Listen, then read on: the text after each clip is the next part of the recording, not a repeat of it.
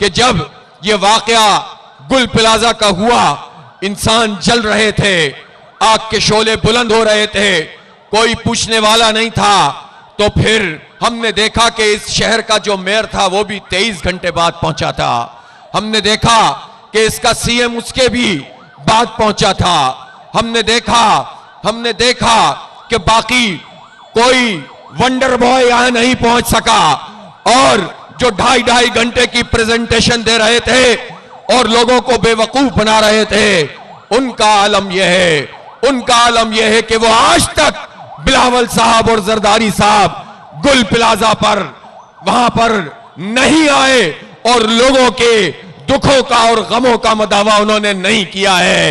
ये इनका इस शहर से सुलूक है, इसलिए कि इस शहर पर ये वडेरों का कब्जा चाहते हैं। इसको देना कुछ नहीं चाहते, इससे लेना सब कुछ चाहते हैं। लेकिन मैं ये पूछना चाहता हूं, मैं वजीर आजम साहब से पूछना चाहता हूं, शहबाज शरीफ साहब, आप ये बताइए कि इस गए गुजरे दौर में, इन गए गुजरे हालात में, ये शहर कराची आपको 42% इनकम टैक्स देता है, 54% एक्सपोर्ट यहां से होती है, 60% से ज्यादा रेवेन्यू जनरेट करके देता है। इस शहर के बच्चों का, इसकी माओ बहनों का यह हक नहीं था कि वो आग में जल रहे थे, और आज तक शहबाज शरीफ कराची नहीं पहुंचे और इस शहर के लोगों से उन्होंने कोई इज़हार हमदर्दी नहीं किया।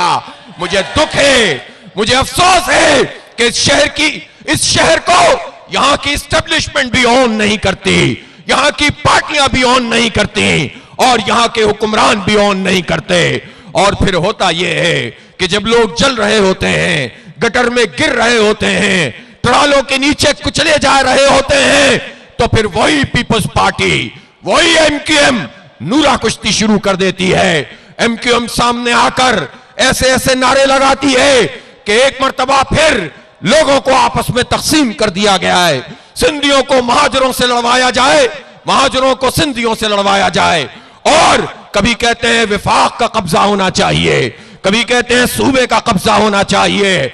हम ये वाजे कर देना चाहते हैं कि इस शहर कराची पे ना सूबाई कब्जा चलेगा, ना विफाक का कब्जा चलेगा।